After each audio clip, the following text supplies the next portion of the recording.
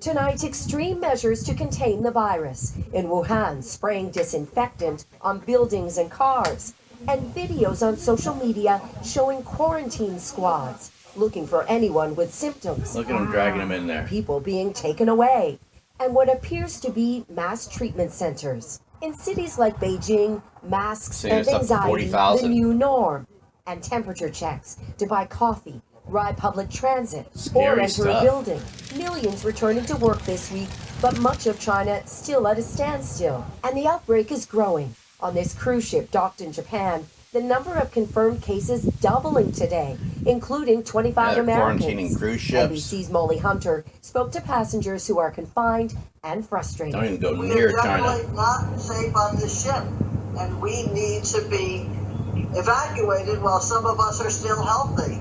For 195 Americans airlifted from Wuhan 2 weeks ago, quarantine at a California military base ends tomorrow. They're just waiting to get Sergio sick. McRae is quarantined at a base in San Antonio. Just make sure that I'm not infectious towards my family or my friends or anybody. It just makes sure that I won't endanger my loved ones, especially the elderly. There are 12 confirmed cases in the U.S., and now Chinese scientists are suggesting the incubation period for the virus could last up to 24 days. Hey, NBC News fans, thanks for checking out our YouTube Yeah, so you channel. wouldn't even know. Subscribe by clicking on that button down here. Boy, this stuff's really getting scary. The outbreak aboard a cruise ship in Japan is getting worse everywhere. With more than 130 cases confirmed, including nearly a dozen Americans. CBS News foreign correspondent Deborah Patta spoke to one of them. All I had experienced was like a slight cough. Isolated and confined to a hospital bed, nothing could be further removed from Rebecca Fraser's idea of a dream holiday in Asia, shattered after learning she was one of the more than 24 Americans who tested positive for coronavirus. It was a very surreal experience. I heard they actually swapped out crew when they ported. The crew they brought on was Chinese. I knew could be that makes a lot of sense. At that point, although I didn't feel sick at all. Fraser said it was pretty scary being separated from her husband Kent and taken from the ship to hospital, where she won't be allowed to leave for at least 2 weeks. So what's the first thing you're going to do when you get out of there? I really want some American food. Also, I mean, just when I get out of here, just get back to my husband. Because I heard somewhere that one of the crew that they brought on, it was Chinese, was infected on the ship. In a show of solidarity, President Xi Jinping toured the streets of Beijing wearing a protective face mask. His administration has been accused of failing to respond to early warnings about the coronavirus. Dr. Li Wenliang, who died last week, was silenced when he sounded the alarm late last year. Chinese Ambassador Sui responded on Face the Nation yesterday. I don't know who tried to silence him, but there was certainly disagreement on what exactly the virus is.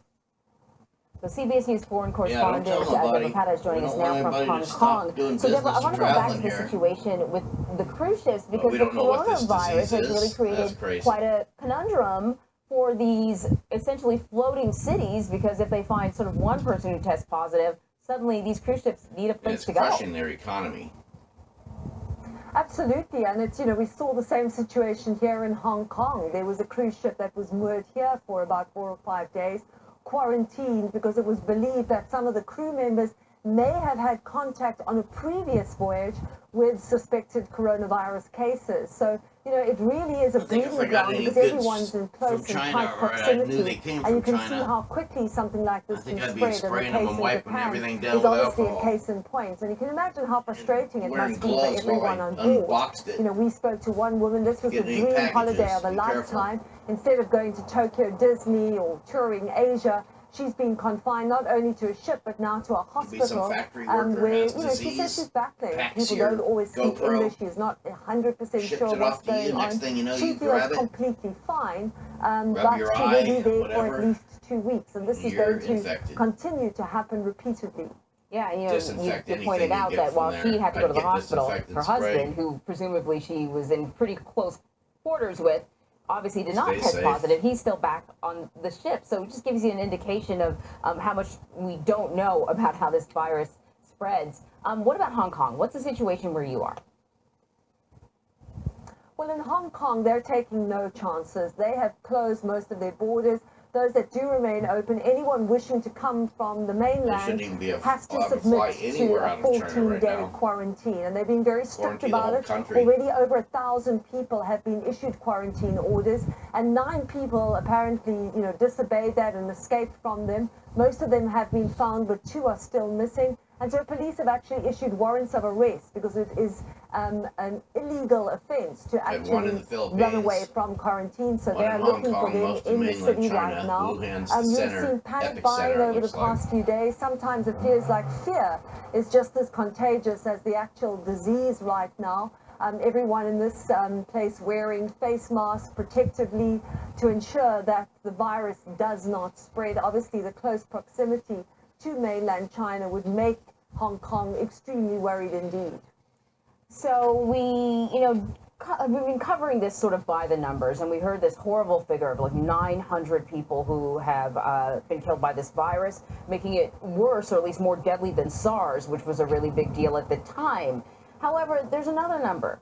Many people recover from this. For many people, it's actually symptom-free or maybe a mild illness. So what do we know about the number of people who have recovered? It's a good point that you raised there, Anne-Marie. I mean, I think there's over 3,400 people who have recovered from the virus. And this is important to note that not everyone who gets the virus is going to die. In fact, so far, and this could change because there's all sorts of new investigations into the virus and information. 40,000 worldwide, at least 900 deaths, 3,400 recovered. Fairly low. They were probably healthy people, that's why they probably made it. 70% mortality. It's not from any cure, that's for sure. With the coronavirus, they're saying around 2. Well, all I know, it's all getting scary out there. Y'all stay safe. And don't go to China for anything.